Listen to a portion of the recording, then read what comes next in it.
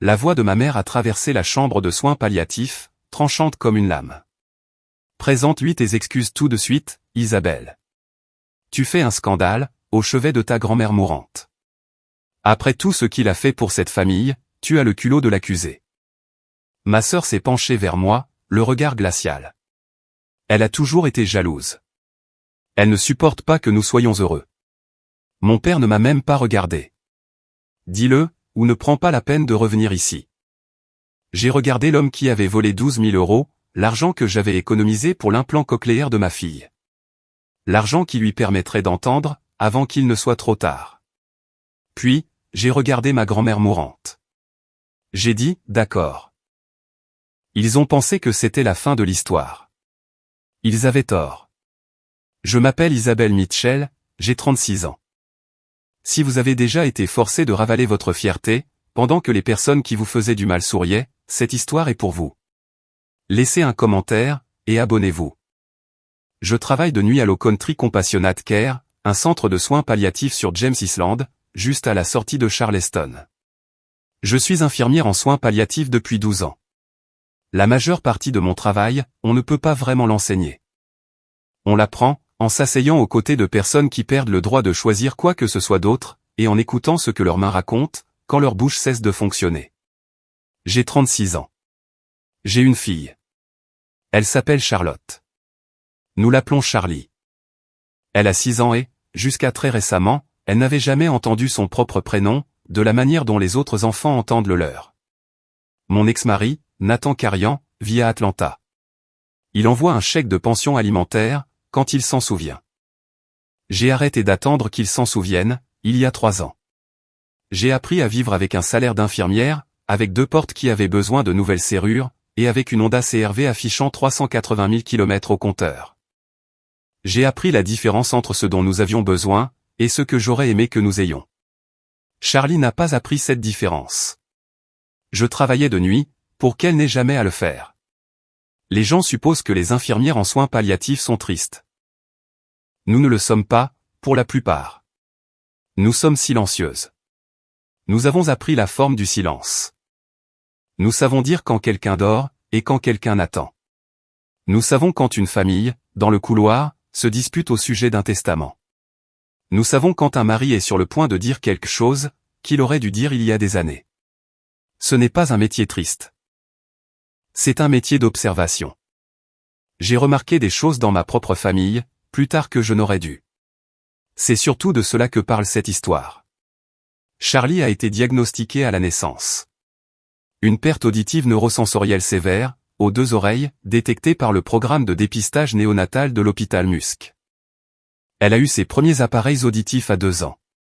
Ils étaient roses, avec des autocollants papillons, que je la laissais coller sur les embouts, parce qu'elle aimait l'allure que ça donnait à ses oreilles. Ma grand-mère les avait payés. 4 500 €, avec un chèque qu'elle avait rédigé sur la table de sa cuisine, avec des mains qui tremblaient déjà un peu. Ma grand-mère pouvait se le permettre. Ma mère n'aurait pas pu. Je n'aurais pas pu non plus. Mais ce qui comptait, c'était que ma grand-mère l'avait fait. Elle s'appelait Eugenia Mitchell. Tout le monde l'appelait Janie.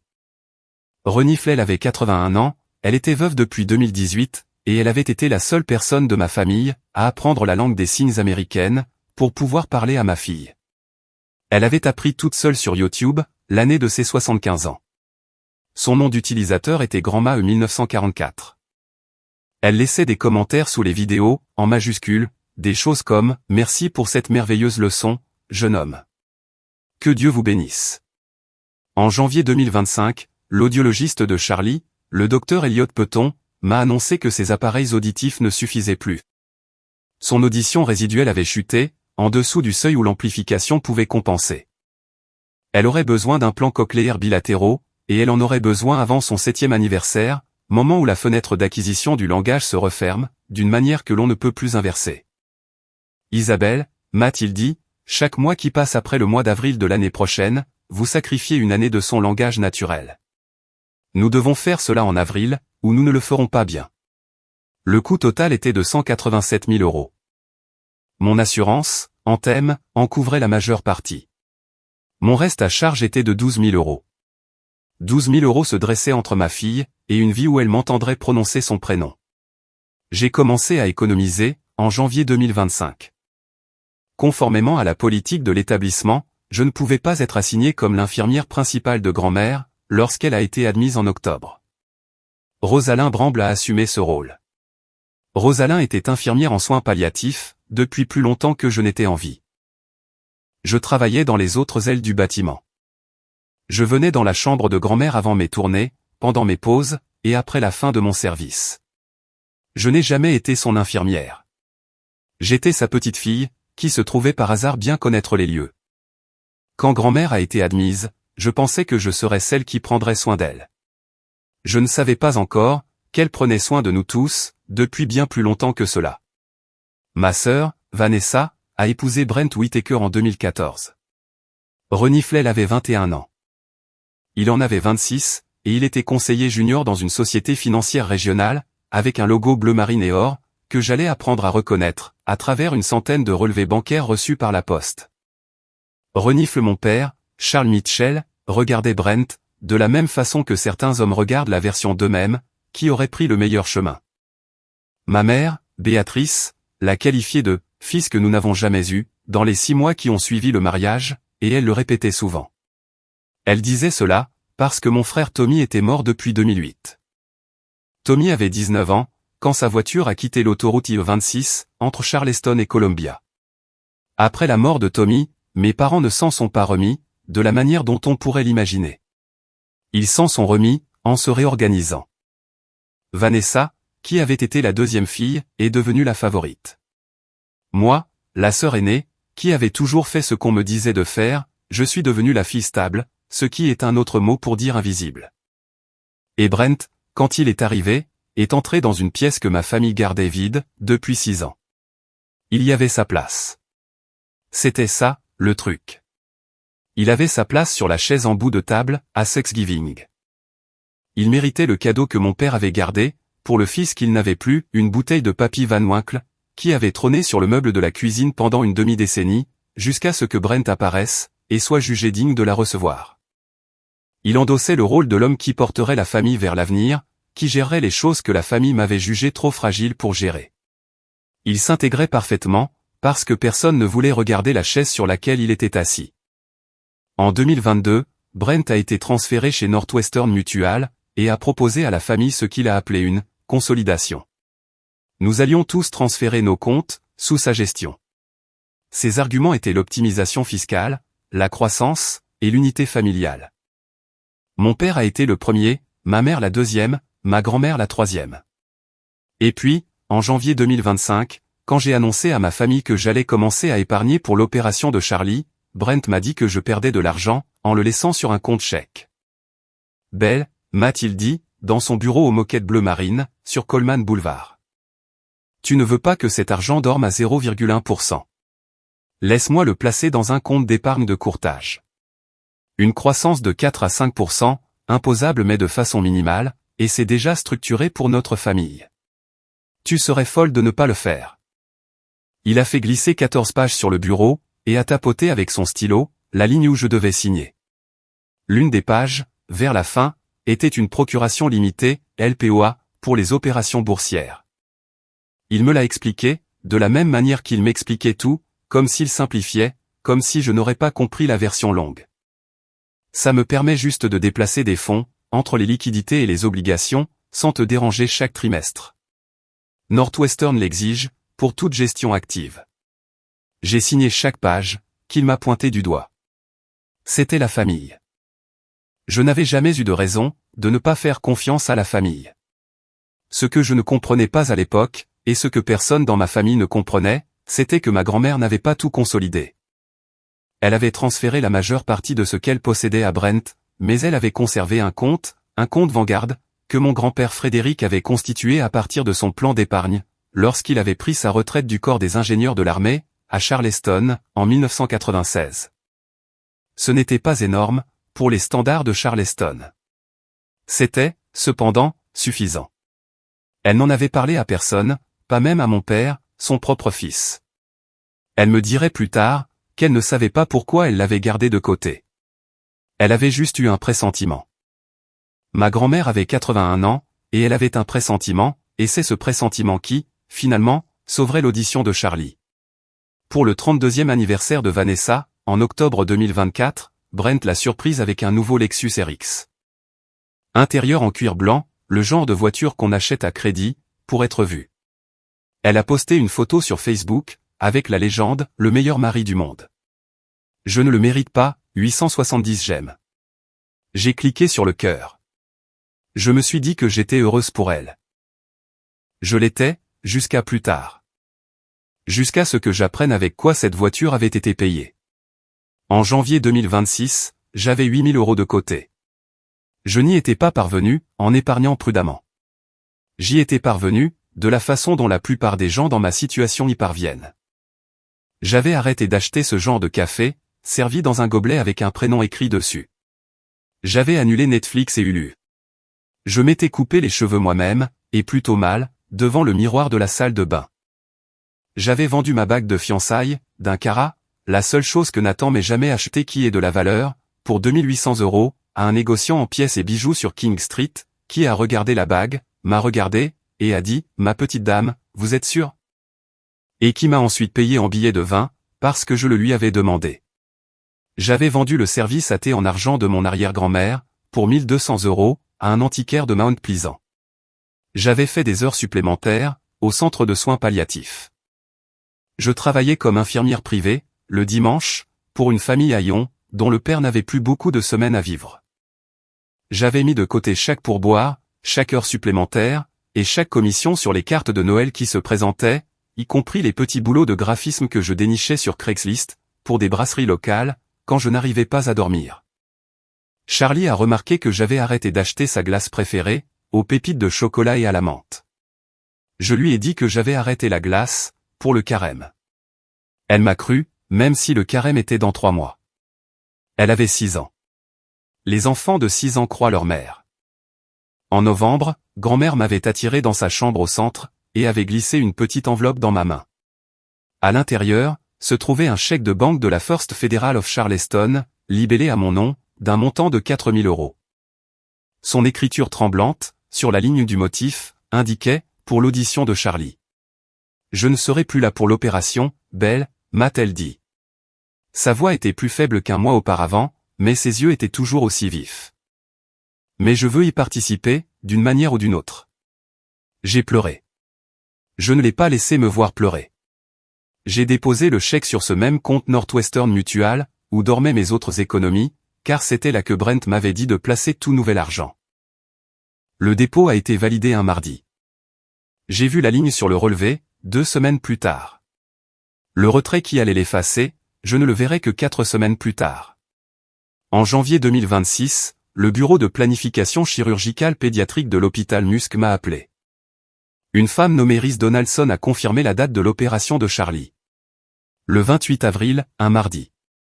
Période d'autorisation préopératoire, la semaine précédente, du 14 au 21 avril. Implantation cochléaire bilatérale. L'équipe d'audiologie du Dr Peton, en coordination avec l'équipe chirurgicale ORL. La date limite pour le dépôt, m'a-t-elle précisé, était ferme, le 7 avril. 12 000 €, validés et crédités sur le compte de Charlie à cette date, ou bien le créneau opératoire serait attribué aux patients suivants sur la liste d'attente. C'est la politique de l'hôpital, Madame Mitchell, a dit Rhys, 3 semaines avant l'intervention. Aucune exception. J'ai encerclé le 7 avril sur le calendrier de la cuisine, à l'encre rouge. 3 fois. J'ai écrit autorisation pré-op. Charlie sur le 14 avril. J'ai parlé de cette date à ma sœur, lors d'un appel téléphonique cet après-midi-là, avec désinvolture, parce que nous étions sœurs, parce qu'elle était la tante de Charlie, parce que c'était le genre de choses que l'on disait à sa sœur. Waouh! Vanessa a dit cela. Il y a eu une pause d'une demi-seconde, avant le mot. Les soins palliatifs vous entraînent, à entendre ces demi-secondes. C'est super. Je suis si contente que ça se fasse. Puis, elle a changé de sujet, pour parler du programme de baseball de Hudson. Je l'ai laissé faire. Fin février, je me suis assise à la table de ma cuisine, pour faire les calculs du virement bancaire. Je devais confirmer le solde du compte Northwestern Mutual, mettre en place un virement vers le service de facturation de l'hôpital Musc, et m'assurer que le tout soit validé d'ici le 7 avril. 12 000 € et une quarantaine de jours. J'avais été disciplinée. J'avais été silencieuse. J'avais tout fait correctement. J'ai appelé Northwestern Mutual, le matin du mercredi 25 février. L'assistante de Brent, Grace Holloway, a décroché. Je lui ai dit que je devais confirmer le solde actuel de mon compte de courtage, et organiser un retrait vers le système de facturation d'un hôpital, début avril. Il y a eu un blanc de son côté, plus long qu'une demi-seconde. J'aurais besoin que M. Whittaker autorise cette divulgation de solde, Madame Mitchell, a dit Grace, avec la voix de quelqu'un qui lit un script, qu'elle n'avait pas envie de lire. Il gère ce compte directement. Laissez-moi lui demander de vous rappeler.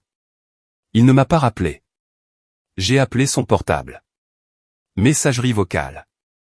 J'ai appelé sa ligne de bureau. Messagerie vocale. J'ai conduit jusqu'à son bureau, à midi.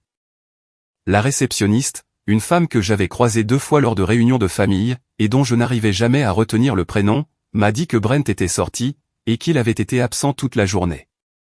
J'ai demandé quand il était venu pour la dernière fois. Elle a hésité. Elle a répondu, pas depuis lundi. On était mercredi. Je suis restée assise dans ma voiture, sur le parking de Coleman Boulevard, pendant 20 minutes. Je n'ai pas pleuré. Je n'ai pas appelé ma sœur. J'ai appelé la ligne principale du service client de Northwestern Mutual, et j'ai demandé à parler à un directeur d'agence. Un homme nommé Tom Wexford m'a rappelé le lendemain matin. Je lui ai demandé de m'envoyer par email un relevé imprimable de toutes les activités sur le compte, depuis son ouverture. Il a dit qu'il le ferait. C'était un jeudi. Le relevé est arrivé le vendredi. J'étais à la table de la cuisine, la même sur laquelle j'avais fait mes calculs, quand l'email est arrivé. Charlie était dans le salon, en train de regarder une vidéo YouTube sur une fille sourde qui montait à cheval. Et je pouvais entendre le volume pousser à un niveau, qui signifiait qu'elle essayait de ressentir la musique, à travers le plancher. J'ai ouvert le PDF. Le solde actuel du compte était de 1 840 €. J'ai lu ce chiffre 3 fois. J'ai fait défiler la page. Il y avait 8 retraits, remontant jusqu'à août 2025, d'un montant compris entre 1200 et 2400 € chacun, et tous libellés de la même manière, ajustement des frais administratifs, autorisation LPOA de négociation. Le total de ces 8 retraits s'élevait à 14 200 €. C'était plus que ce que j'avais essayé d'économiser. Cela incluait le chèque de grand-mère. Je suis restée assise là, un long moment. Je n'ai pas bougé. Je n'ai appelé personne. Charlie est venue dans la cuisine, à un moment donné, et m'a demandé en langue des signes si elle pouvait avoir des tranches de pommes. Je lui ai coupé les tranches de pommes. Je me suis rassise à la table, quand elle est retournée dans le salon. J'ai relu le relevé. La procuration LPOA que j'avais signée 13 mois plus tôt, contenait une clause que je n'avais pas lue. Elle autorisait des ajustements administratifs raisonnables, à la discrétion du conseiller. Brent avait utilisé le mot raisonnable, pour me prendre 14 200 €. J'ai rappelé Tom Wexford. Je lui ai demandé si des retraits de cette taille, et de cette fréquence, étaient normaux dans le cadre d'une LPOA de négociation. Il a hésité. Tom Wexford était un directeur d'agence. Il n'était pas un organisme de réglementation. Mais il a dit une chose, et j'y ai souvent repensé depuis. Madame, a-t-il dit, ces écritures comptables semblent être autorisées par le représentant inscrit, en vertu de la LPOA que vous avez signée. Ce serait à M. Whittaker d'en expliquer la justification. Si vous avez des inquiétudes, je vous encourage à les formuler par écrit. Et à les adresser à notre bureau de conformité. Je lui ai demandé l'adresse email de la conformité. Il me l'a donnée. Il m'a également donné le nom du responsable principal de la conformité, un homme nommé Carter Bloom. Je n'ai pas envoyé de mail à Carter Bloom, ce jour-là. Je n'étais pas prête. Je ne savais pas encore de quoi était fait le reste de cette histoire. Ce soir-là, j'ai conduit jusqu'au bureau de Brent. Il y était. Il a eu l'air surpris, puis maître de lui. Il m'a fait signe d'entrer dans son bureau privé. Sur les murs, il y avait des médailles de CrossFit encadrées, provenant d'une compétition à Atlanta, et une photo en noir et blanc de lui, debout sur la proue du bateau de quelqu'un. Il sentait la bougie à la sauge et aux agrumes. Belle, a-t-il dit, tu aurais dû appeler. J'ai appelé, 6 fois. J'étais débordé cette semaine. Charles m'a fait venir, pour examiner les répartitions de maman. Il a souri. Il utilisait le prénom de mon père, quand il essayait d'être charmeur. Assieds-toi. Je me suis assise. Je n'ai pas enlevé mon manteau. Je lui ai dit ce que j'avais vu sur le relevé. Je lui ai demandé d'expliquer les 8 retraits. Il a écouté, les mains croisées, avec ce petit sourire décontracté sur les lèvres. Belle, a-t-il dit quand j'ai eu fini, tu regardes ça de la mauvaise façon. Je gère le compte de manière active. Certaines de ces entrées sont administratives. Northwestern facture des frais d'ajustement. Lorsque nous rééquilibrons certains fonds obligataires. Le reste correspond à des transferts temporaires, vers un compte de trésorerie du marché monétaire, pour que je puisse mieux synchroniser les achats d'obligations. Les fonds sont toujours là. Ils seront de retour sur le compte de courtage. D'ici la fin du cycle de rééquilibrage, la semaine prochaine. Brent, lui ai-je dit, il y a 1840 € sur ce compte. Il a hoché la tête lentement, de la façon dont on hoche la tête, face à quelqu'un qui n'arrive pas à suivre la logique. C'est la trésorerie. Le reste est parqué. Je te montrerai le détail du portefeuille, la semaine prochaine, quand ça sera clôturé. J'ai besoin que cet argent soit disponible, d'ici le 7 avril. Ça le sera. Fais-moi confiance. Il s'est penché en avant, les mains toujours croisées. Il a pris la voix qu'il utilisait avec mon père. Belle, tu n'as jamais rien compris à tout ça. Laisse-moi m'en occuper. Et ne fais pas de scandale avec Vanessa à ce sujet, d'accord? Elle est dévastée à cause de grand-mère.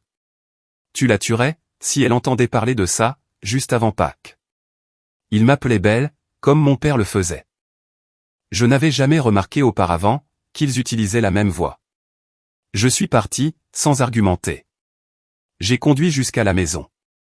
Charlie était endormi sur le canapé, la tête sur un oreiller en forme de licorne. Je l'ai porté jusqu'à son lit. Je me suis assise sous le porche pendant un long moment. J'ai bu de la tisane à la camomille, dans une tasse où il était écrit « La maman la plus banale du monde ». J'ai appelé Vanessa le lendemain matin, un samedi. Elle a décroché à la 3e sonnerie. Elle savait. Je pouvais le deviner, au ton de son halo. « Est-ce que Brent t'a parlé ?» lui ai-je demandé. Il a mentionné que tu étais contrarié. Vanessa, il a retiré 14 000 € du compte où j'économisais pour l'opération de Charlie, y compris les 4 000 € que grand-mère a donnés. Un silence, puis un débit rapide. Brent est la personne la plus éthique que je connaisse. Il protège Charlie. Pourquoi fais-tu ça, maintenant? Grand-mère est mourante. Je te pose une question. Il m'a dit qu'il restructurait tout, pour lui obtenir une meilleure croissance avant avril. Il a dit qu'il te l'avait expliqué. Il a dit que tu avais compris, et que maintenant, tu paniques. Si tu parles de ça au repas de Pâques, je ne te le pardonnerai jamais. Isabelle. Grand-mère mérite la paix. Nous tous aussi. Ma sœur avait utilisé grand-mère comme bouclier. C'est à cet instant que j'ai réalisé, qu'elle savait déjà quelque chose que j'ignorais. J'ai appelé ma mère, ce dimanche après-midi-là. Je n'ai pas élevé la voix. J'avais appris depuis longtemps, que hausser le ton avec ma mère, la faisait se braquer complètement.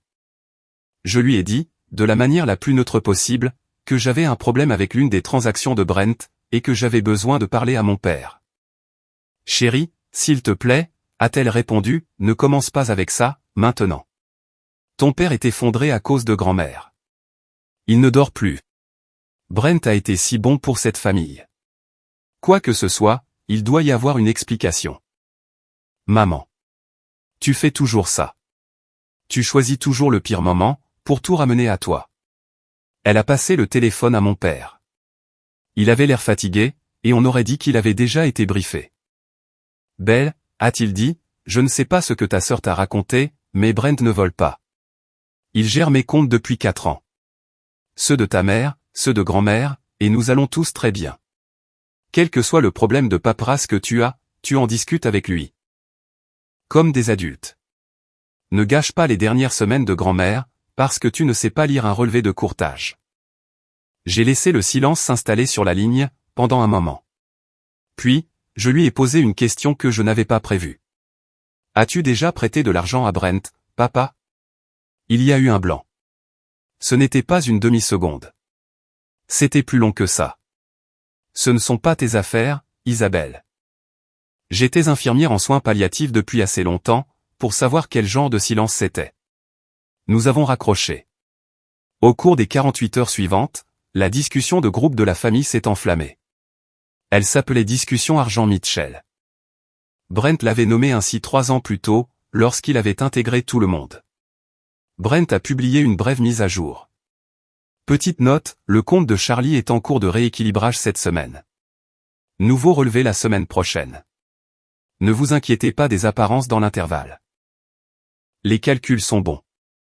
Ma mère a répondu avec un emoji cœur rouge, à 23h42, soit 3 heures après son heure habituelle de coucher. Mon père a liké le message.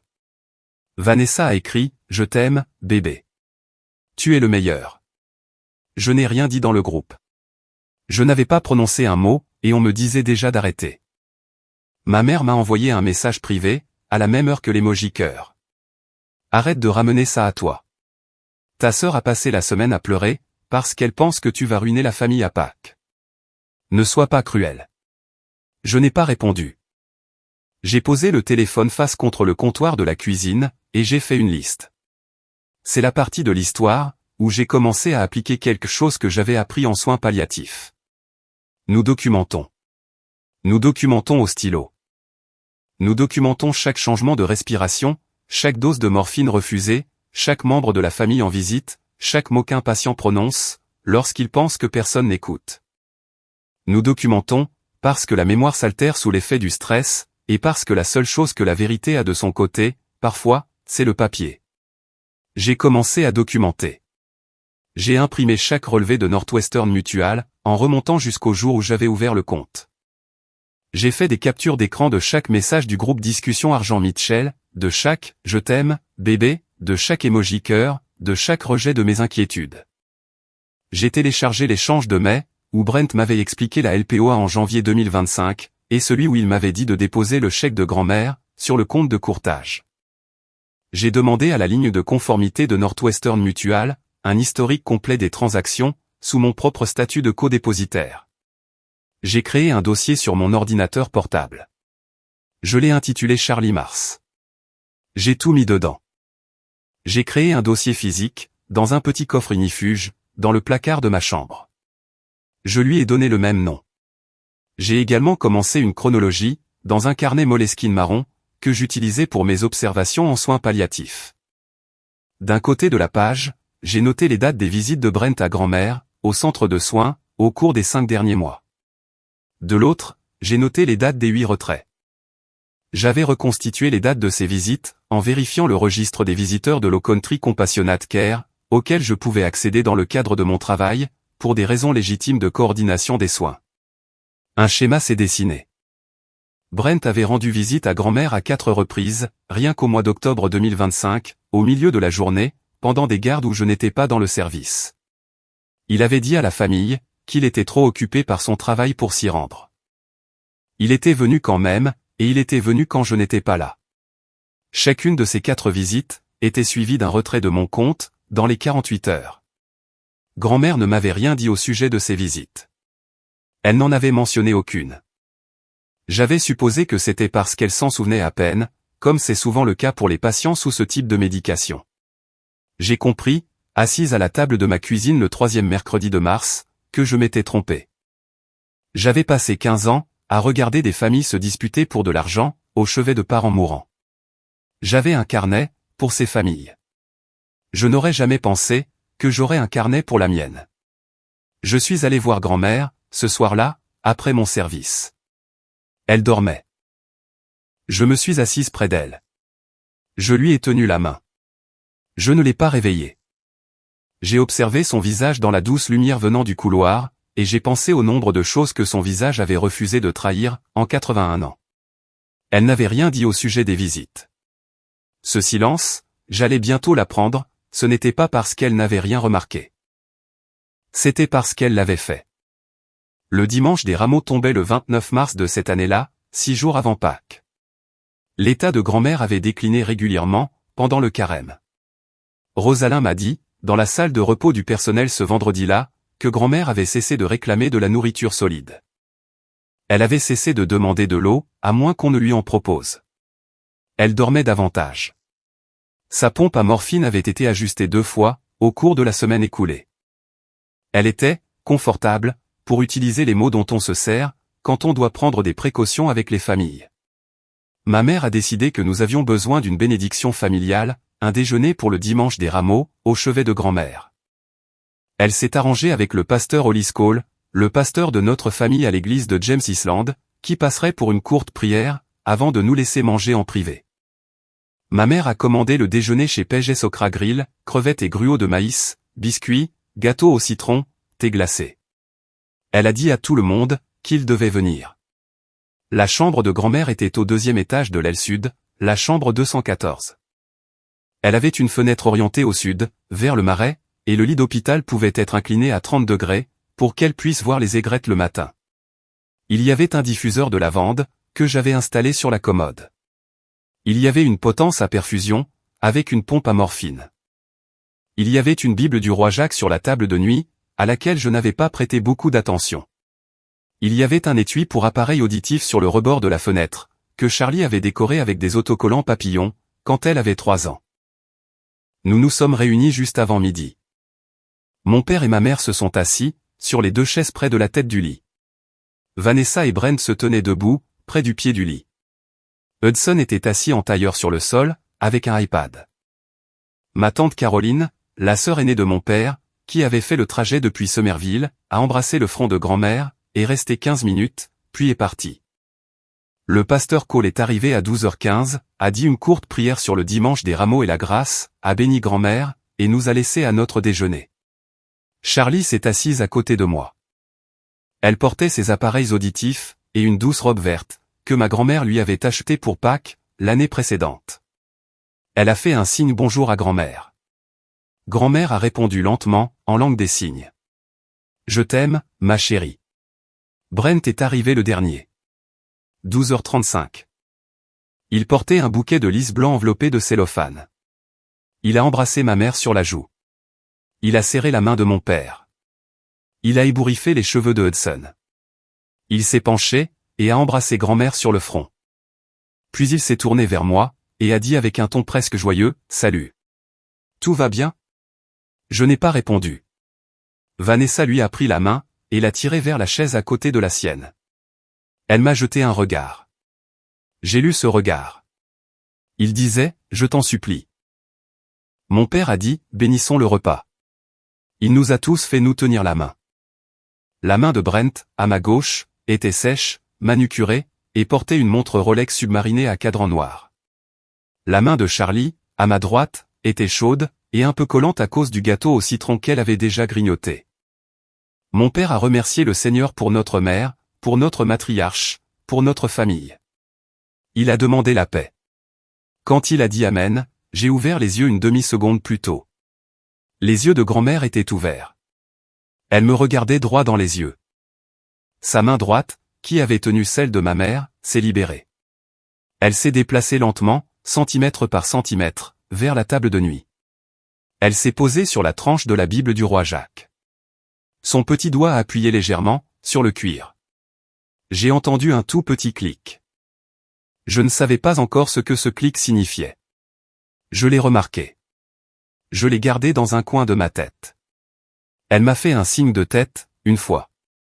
Je lui ai rendu son signe de tête. Le déjeuner a commencé, pour 30 minutes.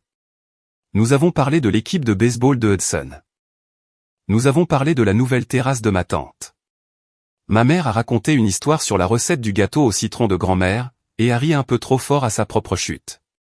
Brent a raconté l'histoire d'un de ses clients, qui avait donné le nom de sa fille à un yacht. Tout le monde a ri. Mon père buvait son thé glacé, et regardait Brent comme il le regardait depuis 10 ans. J'ai attendu que les rires se calment.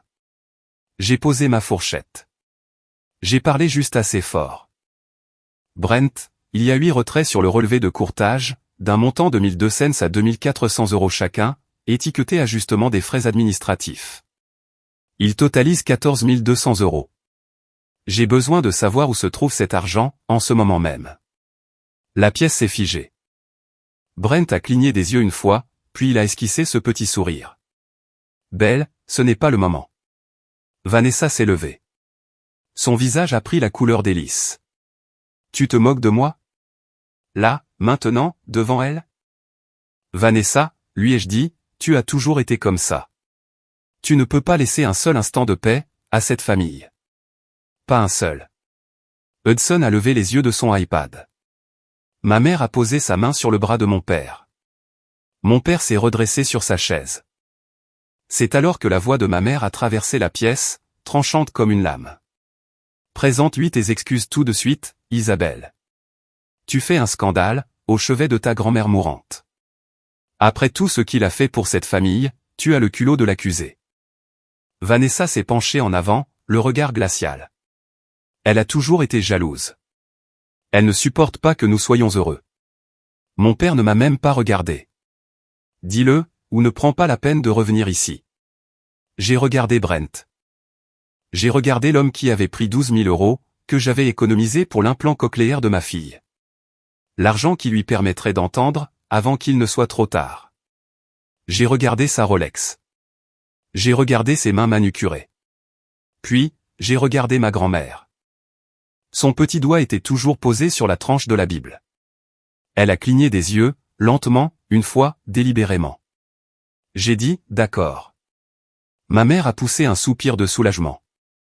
Brent a dit, Belle, merci. Nous sommes une famille. J'ai dit, calmement, je suis désolé, Brent. Je n'aurais pas dû aborder le sujet à table. Je ne me suis pas excusé pour la question. Je me suis excusé pour le moment de la question. C'était deux phrases différentes. Aucun d'eux n'a perçu la différence. Aucun d'eux ne l'a jamais perçue. Grand-mère a cligné des yeux à nouveau. Une fois. Le coin de sa bouche s'est soulevé, de façon presque imperceptible.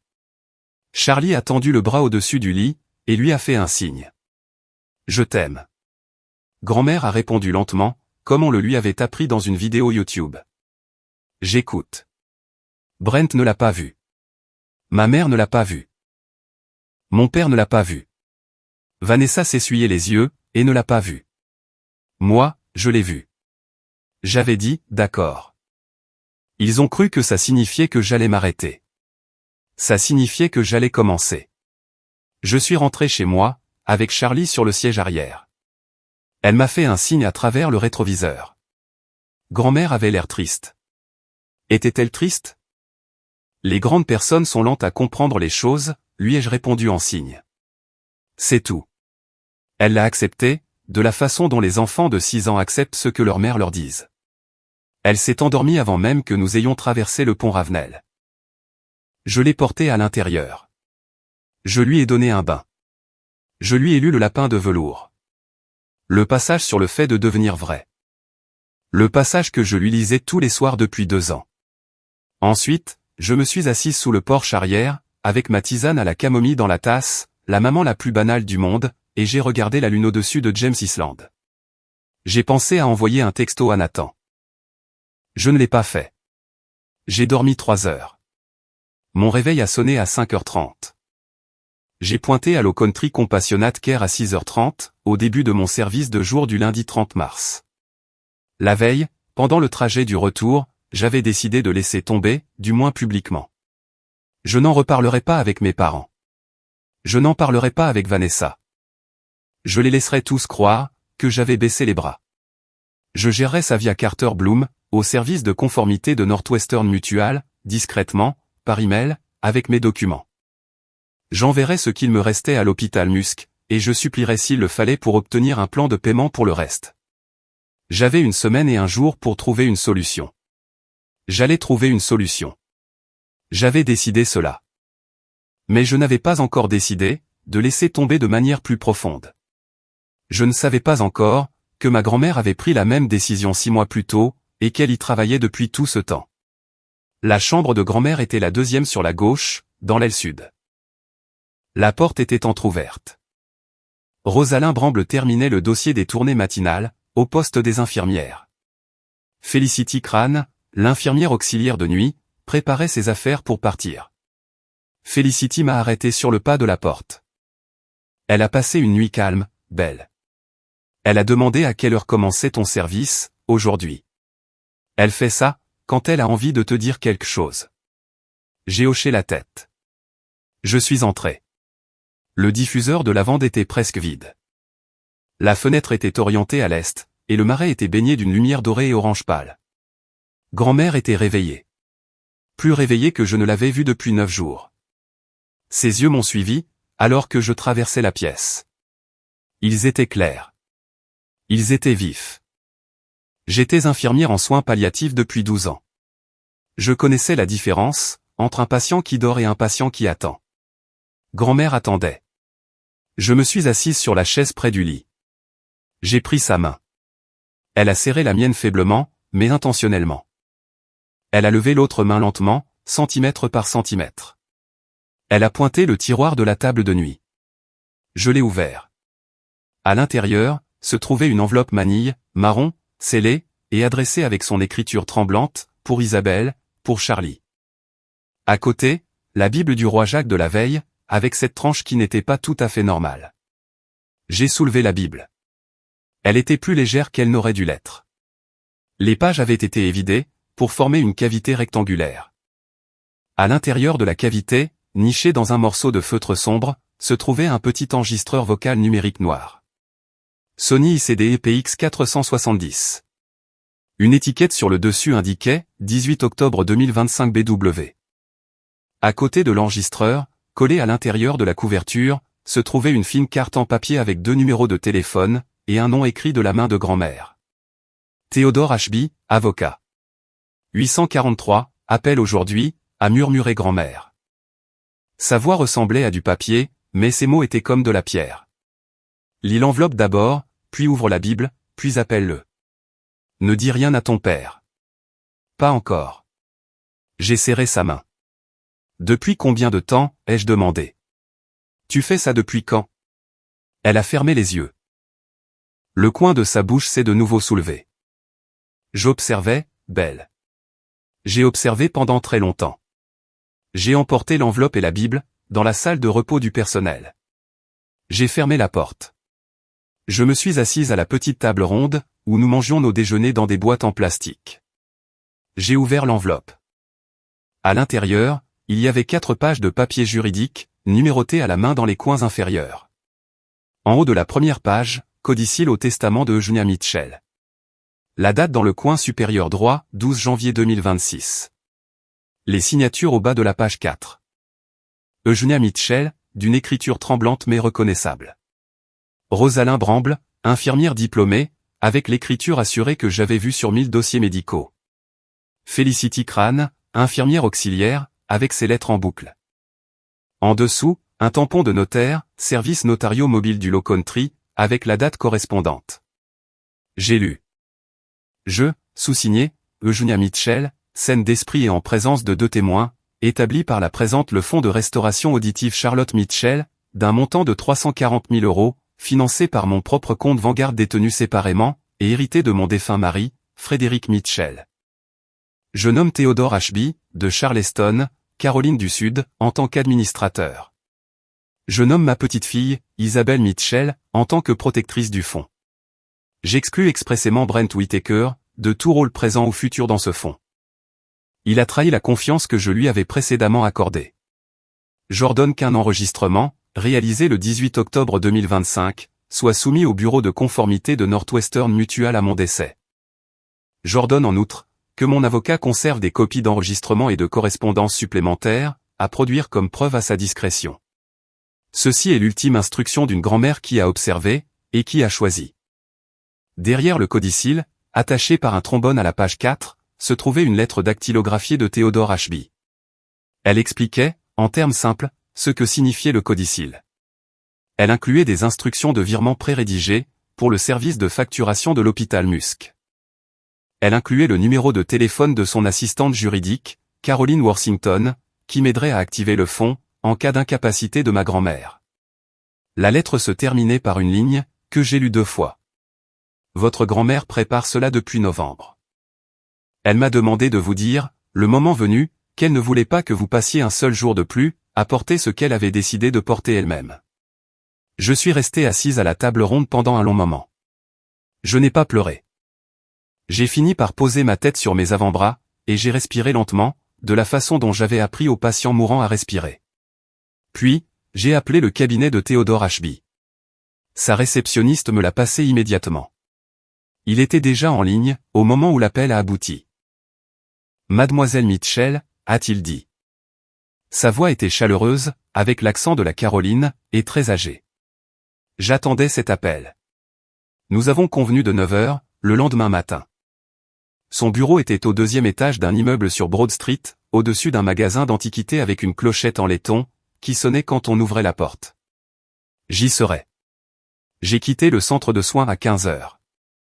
Je ne suis pas rentré chez moi. J'ai conduit jusqu'à Folly Beach. Je me suis garé tout au bout du parking du comté, là où les fissures de l'asphalte laissaient place au sable. J'avais apporté mon ordinateur portable. J'ai branché l'enregistreur Sony sur un adaptateur USB-C. L'enregistreur contenait 4 fichiers. Le premier était daté du 18 octobre 2025. Il durait 16 minutes et 41 secondes. J'ai appuyé sur lecture. Le premier son était le silence feutré d'une chambre de soins palliatifs, le bourdonnement d'une pompe à perfusion, puis le raclement d'une chaise, puis la voix de Brent, sur le même registre qu'il utilisait avec mon père. Eugenia. Comment vous sentez-vous aujourd'hui? Fatigué. Je ne vous prendrai pas beaucoup de temps. Je voulais discuter de quelque chose, pendant que nous avons un moment de calme. Très bien. Il a pris une inspiration. J'ai pu l'entendre la prendre. Eugenia, vous devriez consolider vos avoirs restants sous ma gestion. Le compte Vanguard, en particulier. Les frais de gestion sur ces vieux fonds vous ruinent. Laissez-moi les transférer dans notre portefeuille familial. Je peux régler ça en une semaine. Il y a eu un silence. Quand ma grand-mère a parlé, sa voix était fine comme du papier, mais elle semblait totalement lucide. Pourquoi maintenant, Brent? Je suis mourante. Parce que Charlie a besoin que cet argent fructifie, pour ses traitements. Parce que la famille a besoin d'unité en ce moment. Parce que je suis là tous les jours, à prendre soin de vous. C'est moi qui suis venu, quand d'autres ne l'ont pas fait. Un silence plus long, puis sa voix à elle, très sèche. Brent, êtes-vous en train de me demander de vous remercier, avec l'argent de ma petite fille? Brent n'a pas répondu pendant près de 5 secondes. L'enregistreur a capté la pompe à perfusion, le lointain bourdonnement du couloir, un oiseau dehors. Quand il a repris la parole, sa voix était plus basse. Eugenia, personne n'a besoin de connaître cette conversation. J'apprécierais que cela reste entre nous. J'y réfléchirai. C'est tout ce que je demande. La chaise a de nouveau raclé. Des bruits de pas. Le clic de la porte. Le fichier s'est terminé. J'étais assise sur le siège conducteur de ma Honda, avec l'océan à 1 kilomètre de là. Il lui avait demandé de le remercier, avec l'argent de Charlie. Il n'avait pas réalisé que, depuis le moment où il avait mis les pieds dans cette chambre de soins palliatifs, ma grand-mère avait été un appareil d'enregistrement doté d'un rythme cardiaque. J'ai rappelé le cabinet de Theodore Ashby. J'ai dit à la réceptionniste, que j'aimerais aussi voir Monsieur Ashby cet après-midi-là, s'il pouvait me trouver un créneau. Il le pouvait. Il est resté tard. Son bureau sentait le tabac à pipe et le vieux papier. Des boiseries en noyer, une lampe de bureau en laiton, des diplômes encadrés du College of Charleston et de la faculté de droit de l'Université de Caroline du Sud. Il avait quelque part dans les 70 ans. Des cheveux blancs, un regard doux, et une pince à cravate qui avait l'air plus vieille que moi. Il m'a versé une petite tasse de café Wedgwood, à laquelle je n'ai pas touché. Votre grand-mère a retenu mes services le 7 novembre, a-t-il commencé. Elle est venue à mon bureau en fauteuil roulant, avec Caroline. Elle m'a tendu une impression de l'un de vos relevés de courtage, qu'elle avait surligné. Elle avait entouré la même ligne, sur 3 relevés remontant au mois d'août. Elle m'a demandé si elle pouvait déplacer discrètement des actifs qu'elle n'avait pas divulgués à Monsieur Whittaker. Je lui ai dit que oui. Elle m'a demandé si la Caroline du Sud autorisait les enregistrements avec le consentement d'une seule partie. Je lui ai dit que oui. Elle m'a demandé si elle pouvait enregistrer son conseiller financier, sans l'en informer. Je lui ai dit que oui, à condition qu'elle réalise l'enregistrement elle-même. Elle m'a dit, MHB, s'il vous plaît, montrez à votre assistante juridique comment configurer un enregistreur. Pour qu'une femme aux mains tremblantes puisse s'en servir. Il a fait une pause. Il a bu une gorgée de son café. C'est exactement comme ça qu'elle l'a formulé, mademoiselle Mitchell. Je n'embellirai pas les choses pour vous. Votre grand-mère m'a dit, lors de cette première visite, que si jamais quelqu'un posait la question, je ne devais dire qu'une seule chose. Sur la raison pour laquelle elle a fait tout cela. Qu'est-ce que c'était? J'ai remarqué. Il a poussé un dossier vers moi, sur le bureau. À l'intérieur, se trouvait un formulaire d'acceptation, pour mon rôle de protectrice du fonds. À l'intérieur, se trouvait une copie d'un email que Brent avait envoyé à ma grand-mère en septembre 2025, lui demandant de tout consolider pour l'unité familiale. En haut, de sa main, elle avait surligné l'expression unité familiale. Dans la marge, elle avait écrit un seul mot, non. À l'intérieur, il y avait un bordereau d'instructions de virement pour l'hôpital Musc. À l'intérieur, se trouvait une lettre scellée, sur du papier à lettres crème, avec un seau de cire rouge pressé sur le rabat. Le seau portait la lettre E. Au recto, avec son écriture, à ouvrir le jour de mon décès. J'ai signé le formulaire d'acceptation, avec un stylo crosse qu'on m'avait prêté. Théodore Ashby l'a notarié devant moi. Il a activé le fonds de restauration auditive Charlotte Mitchell, par un simple appel téléphonique à la banque. Le virement de 12 000 € vers l'hôpital Musc a été programmé pour le lendemain matin, avec une confirmation attendue avant midi. Il m'a donné 3 choses à emporter, une copie de la clé USB avec l'enregistrement, la lettre scellée qu'il m'a demandé de ne pas ouvrir avant le décès de grand-mère, et le nom ainsi que la ligne directe de Carter Bloom, à la conformité de Northwestern Mutual. Il a précisé que l'enregistrement serait livré par son cabinet, et non par moi, le lendemain de l'enterrement de ma grand-mère. Elle a été très précise à ce sujet, a-t-il dit. Elle voulait que M. Whittaker soit assis à la lecture du testament, et apprenne ce qu'elle avait fait. Elle voulait que tout le monde apprenne ce qu'elle avait fait. Elle m'a dit, MHB, laissez-le s'asseoir à cette lecture. Et découvrir ce que je savais. Laissez-les tous découvrir ce que je savais. J'avais passé 5 semaines à me battre seul. Je n'avais pas réalisé que je portais le poids d'un combat que ma grand-mère avait déjà terminé. Je suis retourné au centre de soins palliatifs. Il était presque 19 heures. Rosalind était au poste des infirmières. Elle a levé les yeux vers moi, sans surprise. Elle m'a dit que tu reviendrais ce soir, a dit Rosalind. Elle m'a tendu un mauvais café. Felicity et moi retenons notre souffle depuis 3 mois, en espérant être témoins de quelque chose qui ne s'effondrerait pas. Nous sommes heureuses que ce soit toi. Je suis resté avec grand-mère jusqu'à 22 heures. Elle a surtout dormi. Une fois, elle a ouvert les yeux et m'a serré la main. Elle n'a rien dit. Elle n'en avait pas besoin. Le virement à l'hôpital Musc a été validé à 11h30 le lendemain matin, mardi 31 mars. Le créneau opératoire de Charlie a été confirmé par Rhys Donaldson, à 12h08. La période d'autorisation préopératoire a été maintenue. L'opération du 28 avril était sécurisée, avec 6 jours d'avance sur la date limite du dépôt. Je suis rentré chez moi, et j'ai préparé des macaronis au fromage en boîte pour Charlie. Je lui ai lu le lapin de velours. Je ne lui ai rien dit, sur quoi que ce soit. Je suis retourné au centre de soins tous les jours, cette semaine-là. J'ai fait mes gardes. Je me suis assise avec grand-mère pendant mes pauses. Elle était de moins en moins lucide, mais quand elle l'était, elle était entièrement là. Elle n'a pas posé de questions sur Brent. Elle n'a pas posé de questions sur le virement. Elle lui avait posé sa dernière question en octobre. Tout ce qu'elle avait encore besoin de dire, elle me l'a dit, et c'était surtout à propos de Charlie. Le jeudi 2 avril, Charlie est venu en visite. Elle a grimpé sur le lit doucement, comme je lui avais appris, et elle s'est allongée à côté de grand-mère avec ses appareils auditifs. Elle lui a lu un livre cartonné sur la lune, en signant les mots au fur et à mesure. Grand-mère a observé son visage pendant les 10 minutes entières. Elle n'a pas regardé le livre. Le samedi 4, grand-mère m'a murmuré, « Parle-moi de la musique qu'elle entendra. » Je l'ai décrite. Les carillons éoliens à l'extérieur du centre, les rouges-gorges, et les chênes verts derrière notre appartement. Le son de l'eau quand elle vient frapper les pilotis en bois à Shem Creek. sa propre voix, quand Charlie l'entendra pour la première fois. Je lui ai parlé de tout cela. Elle a écouté, les yeux fermés. Elle a hoché la tête une fois, à la fin. Apprends-lui l'hymne de ma mère, Be to my vision. Elle l'entendra, un jour. J'ai promis. Le dimanche de Pâques tombait le 5.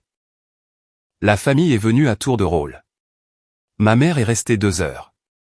Mon père est resté 1 heure, et n'a pas dit grand-chose. Vanessa est venue 2 fois cette semaine-là, et a à peine parlé. Brent est venu 3 fois. La dernière visite a eu lieu à Pâques, en fin d'après-midi, lorsque Vanessa a emmené Hudson dans le salon des familles pour prendre un goûter, et que Brent s'est glissé seul dans la chambre. J'étais au poste des infirmières, en train de terminer de la paperasse. La porte de la 214 était fermée. Je ne suis pas entré. Je lui ai laissé ces quelques minutes. À travers la porte, je pouvais entendre sa voix, plus basse que d'habitude. Je n'ai pas saisi les mots. Il est parti au bout de 15 minutes. Il m'a fait un signe de tête raide, en passant devant le bureau. Son visage avait une couleur qu'il n'avait pas eue la semaine précédente. Ce soir-là, j'ai vérifié l'enregistreur Sony. Il y avait un nouveau fichier, daté du 5 avril, d'une durée de 14 minutes et 22 secondes. Je ne l'ai pas écouté sur le moment. Je l'ai consigné. J'ai noté l'heure. Je l'ai laissé pour le cabinet de Theodore Ashby, qui en recevrait un double le lendemain matin, conformément aux instructions que ma grand-mère avait mises en place avec lui, en novembre. Elle avait enregistré, depuis la 2e nuit où elle était dans ce lit. Elle enregistrait encore, la nuit du dimanche de Pâques. Brent n'en avait aucune idée. Il était entré dans cette pièce, avec sa voix basse et sa tentative de la dernière chance, quelle qu'elle fût. Et il en était ressorti, avec une autre pièce à conviction, scellée à l'intérieur d'une Bible creuse. Elle est morte à 4h12 du matin, le mercredi 8 avril. J'étais la seule dans la pièce. Ma mère et mon père avaient été là jusqu'à 23h, la veille au soir. Tous les deux épuisés, bien au-delà de toute utilité. Je les avais renvoyés chez eux. Je leur avais dit que je les appellerais si quelque chose changeait. Le docteur Lorraine Pendleton, le médecin de garde, m'avait dit 1 heure plus tôt, qu'elle ne pensait pas que grand-mère passerait la nuit. Je me suis assise à côté d'elle. Je lui ai tenu la main. J'ai chanté, Be to my vision. Doucement, comme elle me l'avait demandé. J'ai chanté le couplet sur le haut roi du ciel. J'ai chanté le couplet sur le cœur de mon propre cœur. Sa respiration a ralenti, ralenti, ralenti. L'espace entre les respirations s'est allongé. Puis, il est devenu assez long. J'ai noté l'heure, 4h12 du matin. J'ai bipé le docteur Pendleton. Je suis resté dans la pièce pendant que les protocoles suivaient leur cours. J'ai appelé mon père à 4h30. Il a pleuré, d'une manière que je ne l'avais pas entendu pleurer, depuis 2008. C'était la dernière, a-t-il dit. La dernière de la génération de ma mère. La dernière. Je l'ai laissé parler. Il l'a dit 3 fois. L'enterrement a eu lieu le samedi 11, au cimetière de Magnolia. Cercueil fermé, selon ses instructions. Mon père a prononcé un éloge funèbre, qu'il avait clairement écrit et réécrit, et dont il n'était toujours pas satisfait. Vanessa a lu un poème court et maladroit, qu'elle avait écrit sur le gâteau au citron de grand-mère. Brent n'a pas pris la parole.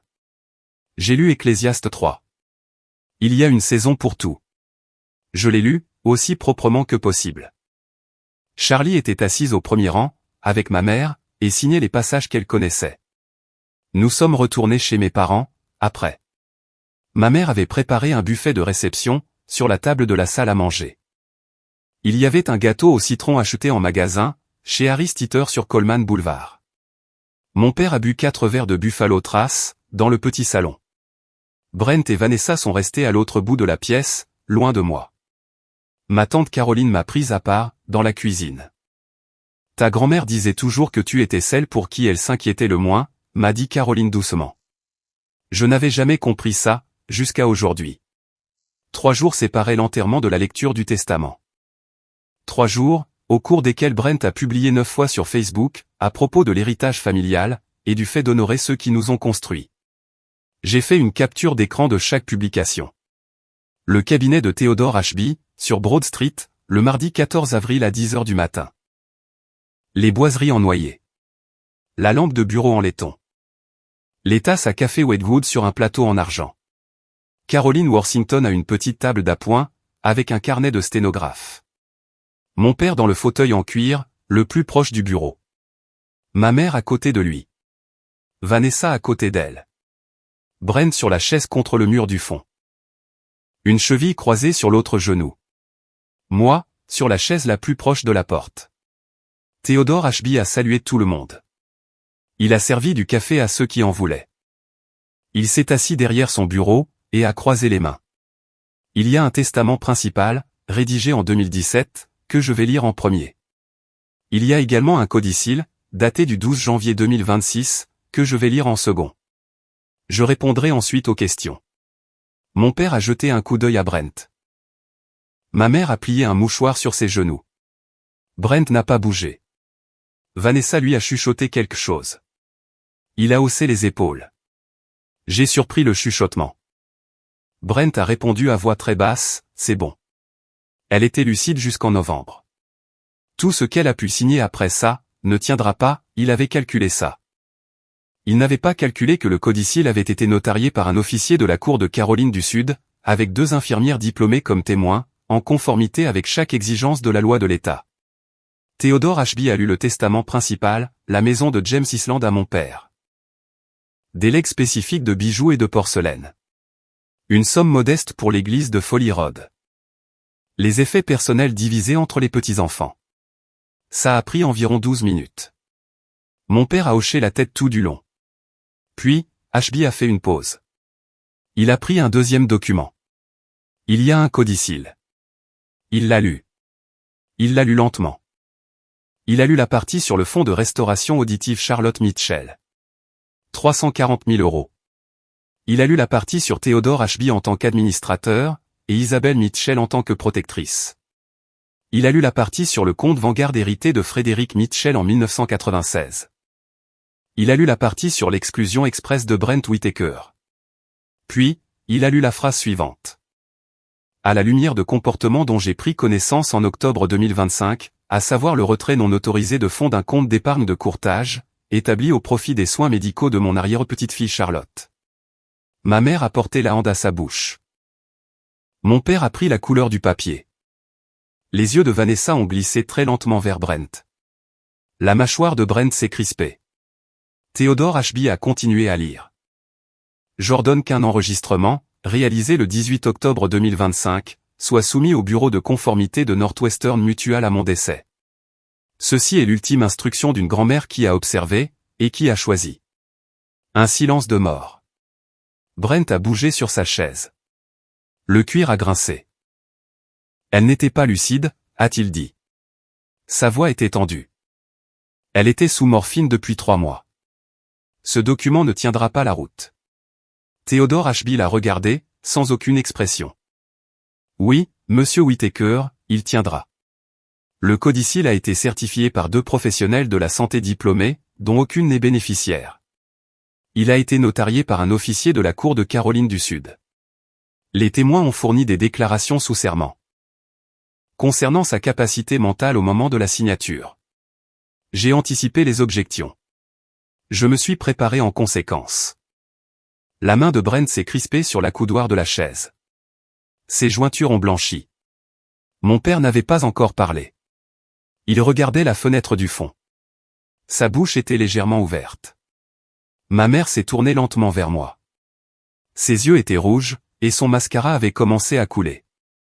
Elle avait l'air, pour la première fois depuis des années, d'une femme sur le point de dire quelque chose de vrai. J'ai secoué la tête une fois. Pas maintenant, maman. Pas ici. Elle a hoché la tête. Elle a détourné le regard. Theodore Ashby a fermé le dossier. Il a regardé l'assemblée. J'ai des documents supplémentaires, que je suis autorisé à transmettre au bureau de conformité de Northwestern Mutual demain matin. Ils incluent l'enregistrement du 18 octobre 2025. Et 3 enregistrements ultérieurs. Je suis également autorisé à en remettre des copies au département de la protection des consommateurs de Caroline du Sud, sur demande. Brent s'est levé. Il n'a pas dit au revoir. Il est sorti de la pièce. La porte s'est refermée derrière lui, avec trop de douceur. Vanessa ne l'a pas suivi. Elle est restée assise sur sa chaise, les mains à plat sur les genoux, pendant près d'1 minute. Puis elle s'est levée très lentement, et est sortie dans le couloir. Je l'ai entendue glisser le long du mur. Je l'ai suivie. Elle était par terre, dans le couloir moquetté, le dos contre les lambris, les jambes allongées devant elle comme une enfant, du mascara sur la joue. Je me suis agenouillé à côté d'elle. « Tu savais ?» a-t-elle demandé. Sa voix était toute petite. « Depuis le 30, ai-je répondu.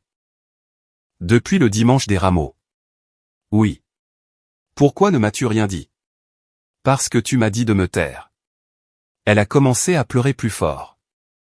Elle a mis la main sur sa propre bouche, comme pour garder quelque chose à l'intérieur. Ça n'a pas marché. Il a payé cette voiture avec de l'argent volé, a-t-elle dit. À toi, à papa, à Dieu sait qui d'autre. Et je l'ai conduite. Je l'ai conduite pour aller à des brunchs. J'ai posté des photos d'elle. Elle n'a pas fini sa phrase. J'ai posé ma main sur son épaule. Je n'ai rien dit. J'avais imaginé ce moment pendant 6 semaines. J'avais imaginé que ça me donnerait le sentiment de gagner. Ce ne fut pas le cas. J'ai juste eu l'impression d'être assise par terre dans un couloir sur Broad Street, avec ma petite sœur qui venait de comprendre, pour la première fois, la dernière décennie de sa propre vie. C'était juste triste. C'était juste ma sœur, à côté de moi. La porte s'est ouverte. Mon père est sorti. Ses yeux étaient rouges. Il est passé devant moi sans me regarder, dans le couloir, en direction des escaliers. Il n'a pas dit un mot. Il ne s'est pas arrêté. J'ai appris plus tard, par ma mère, qu'il est resté assis dans sa voiture, sur le parking, pendant 45 minutes avant d'être capable de rentrer chez lui. Ma mère est sortie ensuite. Elle s'est arrêtée devant moi. Elle s'est baissée. Elle a commencé à dire quelque chose. Elle a recommencé 2 fois. Je savais, a-t-elle dit. Belle, j'aurais dû. Maman, ai-je dit. Va t'occuper de papa. On parlera. Elle a hoché la tête. Elle est partie. Je suis restée assise par terre avec Vanessa, jusqu'à ce qu'elle soit prête à se lever. La carrière de Brent s'est terminée rapidement, comme c'est le cas pour ce genre de choses. Le cabinet de Theodore Ashby a soumis l'enregistrement du 18 octobre à Carter Bloom, le matin du 15, le lendemain de la lecture du testament. Carter Bloom a ouvert une enquête interne de conformité. Brent a été placé en congé administratif, le matin du 17. Le Conseil des planificateurs financiers certifiés a émis une suspension provisoire de ses accréditations le 21, dans l'attente d'un examen. Le conseiller juridique interne de Northwestern Mutual a contacté son avocat, avec une proposition de restitution, le 22. Le montant total sur lequel ils se sont accordés était de 26 000 €. 14 200 pour moi. Le reste en pénalités administratives, et en ajustement pour d'autres comptes, où Brent avait utilisé la même clause LPOA pour détourner de l'argent. Il l'avait fait à mon père. Il l'avait fait à ma mère. Il l'avait fait à 2 clients en dehors de la famille, 2 veuves à la retraite dont les comptes avaient été repérés par le cabinet lors de l'audit. La famille n'a pas porté plainte au pénal. Mon père m'a dit, lors d'un bref appel téléphonique le 23, qu'il ne le pouvait pas. Il n'a pas dit pourquoi il ne le pouvait pas. Je n'ai pas demandé. J'avais ma petite idée. Le cabinet n'a pas poussé non plus. La restitution civile et la perte de ses accréditations étaient suffisantes pour mettre fin à sa carrière dans la finance, pour le reste de sa vie active. Vanessa a demandé la séparation légale, le 22. Elle et Hudson ont emménagé dans une petite location sur Sullivan Island, qui appartenait au mari de sa meilleure amie, et qu'il acceptait de lui louer en dessous du prix du marché. Elle a laissé le Lexus dans l'allée de la maison de Mount Pleasant, avec un panneau à vendre sur la vitre. Elle l'a mis en ligne sur Facebook Marketplace, pour 28 000 €, et en l'espace de 4 jours, elle l'avait vendu à un couple de Goose Creek, qui a payé par chèque de banque. Je n'ai pas ressenti de triomphe. Je n'ai pas ressenti de soulagement. Pas exactement. Je me suis senti comme ma grand-mère s'était sentie, je pense, le jour où elle avait signé le codicille. Triste et lucide. L'opération de Charlie a eu lieu le mardi 28 avril, à l'hôpital pour enfants Musk. Elle a porté ses appareils auditifs jusqu'au moment où ils l'ont emmenée en salle d'opération. Elle portait une blouse d'hôpital de la couleur du chewing-gum, avec des papillons en papier que l'infirmière de préopératoire avait collés sur les manches, parce Charlie les avait montrés du doigt et avait signé joli. Elle m'a fait un signe avant qu'il ne l'emmène, sa petite main perdue dans l'embrasure de la porte. Quand je me réveillerai, est-ce que je t'entendrai? Pas tout de suite, lui ai-je répondu en signe. Dans quelques semaines. Quand ils l'allumeront. Elle a hoché la tête. Elle était très courageuse, plus courageuse que je ne l'avais été à n'importe quel moment au cours des 5 derniers mois. Reniflel a laissé l'infirmière la soulever sur le brancard. Elle m'a fait un signe de la main, pendant qu'il la poussait à travers les doubles portes. Je me suis assise dans la salle d'attente. À 11h05, Vanessa est entrée. Elle portait 2 cafés du Starbucks du rez-de-chaussée. Elle m'avait envoyé un texto la veille au soir, pour me demander si c'était d'accord. J'avais répondu oui. Elle s'est assise à côté de moi. Elle m'a tendu un café. Nous n'avons pas beaucoup parlé. Elle m'a tenu la main une fois, pendant environ 30 secondes. Puis, elle l'a relâchée. Nous nous sommes assises côte à côte, et nous avons regardé le tableau chirurgical mettre à jour ses barres colorées. Nous n'avions pas été dans la même pièce sans nos parents, depuis des années. Grand-mère serait contente que je sois là, a dit Vanessa, à moitié pour elle-même.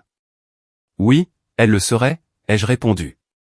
Le docteur Peton est sorti à 12h36. L'opération s'était bien passée. Implantation bilatérale terminée. Aucune complication. Convalescence conforme aux attentes. Charlie allait bientôt être transférée en salle de réveil. Elle serait groggy. Elle ne pourrait rien entendre pendant plusieurs semaines, jusqu'au rendez-vous d'activation. Mais le matériel était en place. La neurologie avait coopéré. Il y avait toutes les raisons de s'attendre, a-t-il dit, à un excellent résultat. J'ai pleuré dans la salle d'attente. Puis, Vanessa m'a tenu la main pour la 2e fois. Je l'ai laissé faire. Le jour de l'activation a eu lieu la dernière semaine de mai. Nous avons conduit jusqu'au centre d'audiologie de l'hôpital Musc, un mercredi matin. Les glycines étaient en fleurs, le long des murs du campus du College of Charleston. Charlie portait une robe jaune, et les baskets blanches qu'elle avait choisies au rayon enfant d'une friperie. Elle m'a tenu la main, dans l'ascenseur. Elle n'était pas nerveuse. Elle était, en fait, plus calme que moi. Le docteur Peton nous a accueillis, dans la petite salle d'audiologie. Il y avait 2 processeurs qui attendaient sur un plateau en velours doux. Il a expliqué ce qui allait se passer, en signant chaque étape tout en parlant, parce que c'était le genre de médecin qu'il était. Il a fixé les processeurs. Il a réglé le programme initial. Il a tapoté le côté de sa propre oreille, ce qui était leur signal pour elle. Il a allumé le premier processeur. Les yeux de Charlie se sont écarquillés. Il n'y a pas de mots pour décrire le visage d'un enfant la première fois qu'il entend. Je n'ai pas les mots pour ça. Je ne ferai pas semblant de les avoir. Ce que je dirais, c'est qu'elle m'a regardé, et qu'elle a entendu pour la première fois de sa vie, le son de sa propre respiration dans la pièce. Puis, elle a entendu le bourdonnement du système de ventilation. Puis, elle a entendu le léger raclement d'une chaise sur le sol. Ensuite, elle a entendu le carillon sur le rebord de la fenêtre du bureau du docteur Peton, qui avait été placé là à cet effet, et elle a entendu, à travers la fenêtre, le chant lointain et doux d'un rouge-gorge, dans le chêne vert à l'extérieur. J'ai prononcé son prénom. Elle a tourné la tête vers moi. Elle l'a penchée sur le côté. « Maman » a-t-elle dit. Sa voix était claire, confuse, et un peu trop forte. « Tu parles comme une vraie personne. » Elle s'est mise à pleurer. Puis, elle a commencé à rire. J'ai chanté doucement la première phrase de Be to My Vision. Son visage a changé quand elle l'a entendu. Elle ne connaissait pas les paroles. Elle n'en avait pas besoin. Elle a hoché la tête en rythme. Sur le parking, après, elle s'est arrêtée de marcher. Elle a penché la tête. C'est quoi ça? Un rouge-gorge était dans le chêne au-dessus de nous, faisant ce que font les rouges-gorges à la fin du mois de mai. C'est un oiseau, bébé. Ça ressemble à une chanson. Je ne possède pas beaucoup de choses, venant de ma grand-mère. Elle ne possédait pas grand-chose. Elle m'a laissé la recette de son gâteau au citron, que ma mère prépare maintenant à partir de 0, pour l'anniversaire de Charlie, et pour lequel elle ne laisse pas Vanessa l'aider, parce que certaines dettes se paient lentement. Elle m'a laissé le bouton de manchette que mon grand-père portait le jour de leur mariage, que je garde dans une petite boîte en velours sur ma commode.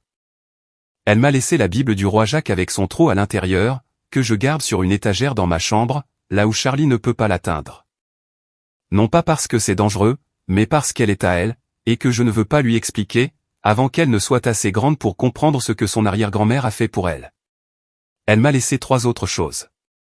Elle m'a laissé un fonds, le fonds de restauration auditive Charlotte Mitchell. Il contient toujours plus de 300 000 €. Il renifle les rendez-vous d'audiologie de Charlie, les mises à niveau de son processeur, ses séances d'orthophonie. Il paiera ses études universitaires, si elle choisit d'y aller. Il est toujours administré par Theodore Ashby, qui m'appelle 2 fois par an pour faire le point, et qui m'a dit un jour au téléphone, que ma grand-mère avait été l'une des 3 clientes les plus clairvoyantes, qu'il ait jamais représentées, en 50 ans de droit des successions. Elle m'a laissé un enregistrement. 4. En réalité. Il repose dans un dossier scellé, dans le bureau de Theodore Ashby. Ils ne sont plus là pour que je les écoute. Ils ont accompli ce pourquoi elle les avait envoyés. Et elle m'a laissé le droit, de ne plus jamais m'excuser pour ce qui est vrai. C'était ça, le cadeau, au final. Pas l'argent, pas même l'opération. Bien que l'opération soit la raison pour laquelle ma fille peut m'entendre lui lire Le Lapin de velours, les soirs où je suis de garde de jour. Et la raison pour laquelle elle peut entendre le carillon sur notre porche arrière. Et la raison pour laquelle elle finira par entendre l'hymne que son arrière-grand-mère m'a demandé de lui apprendre.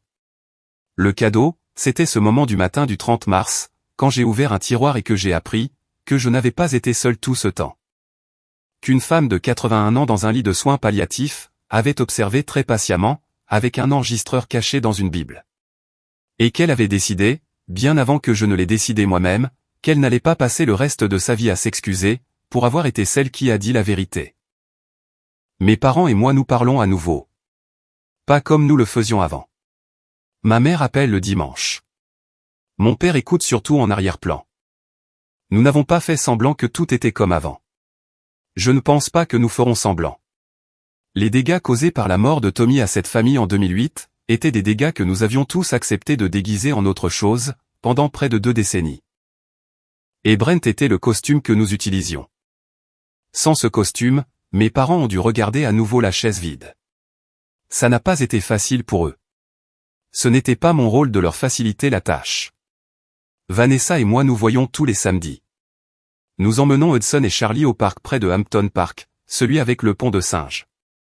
Hudson a 6 ans maintenant, et adore Charlie, de la manière simple dont un cousin plus jeune adore sa cousine plus âgée. Vanessa a repris le travail. Auxiliaire de maternelle à nouveau, le métier qu'elle avait avant d'épouser Brent, et elle est en train de devenir, d'une manière très réelle, quelqu'un qu'on ne l'avait pas autorisé à devenir pendant 10 ans. Elle m'a présenté des excuses une fois, en novembre. Correctement, sans chercher à se justifier. Je les ai acceptées. Nous sommes à nouveau sœurs. Nous ne sommes plus ce que nous étions avant, mais nous sommes quelque chose qui suffit, pour l'instant. Je travaille toujours de nuit à l'O Country Compassionate Care. Je m'assois toujours aux côtés d'inconnus mourants. Je remarque toujours ce que leurs mains me disent. Ce que je remarque différemment aujourd'hui, après tout ça, c'est qui vient en visite, et qui ne vient pas. Qui chuchote derrière la porte, et qui s'assoit au chevet du lit en silence. Qui est là parce qu'il aime la personne dans le lit, et qui est là parce qu'il veut s'assurer qu'on ne l'a pas oublié dans le testament. J'observe de la façon dont elle m'a appris à observer. Si vous avez déjà été forcé de ravaler votre fierté, pendant que les personnes qui vous faisaient du mal souriaient, je veux que vous sachiez quelque chose. Je veux que vous sachiez, que le mot d'accord ne signifie pas toujours ce qu'il pense qu'il signifie. Parfois, d'accord, c'est une porte qui se ferme. Parfois, d'accord, c'est le moment où vous cessez d'être la personne, qu'ils n'ont cessé de vous dire que vous êtes. Et je veux que vous sachiez encore une chose. Protéger son enfant n'est pas égoïste. Protéger la vérité n'est pas de la cruauté. La paix que votre famille vous demande de garder, parfois, ce n'est pas la paix. C'est le silence dont ils ont besoin, pour ne pas avoir à regarder ce qu'ils ont fait. Vous ne leur devez pas ce silence. Ma grand-mère avait compris cela. Elle l'avait compris depuis longtemps, avant même qu'aucun de nous ne le comprenne. Elle m'a laissé un fond. Elle m'a laissé un enregistrement. Elle m'a laissé le droit de ne plus jamais m'excuser pour ce qui est vrai. Si cette histoire vous a rappelé quelqu'un que vous aimez, ou vous-même, partagez-la avec la personne qui a besoin de l'entendre. Et si vous avez une grand-mère qui est toujours en vie, appelez-la aujourd'hui. Vous ne le regretterez pas. Je vous le promets. Je m'appelle Isabelle Mitchell. Ma fille a 6 ans. Elle peut entendre les carillons éoliens.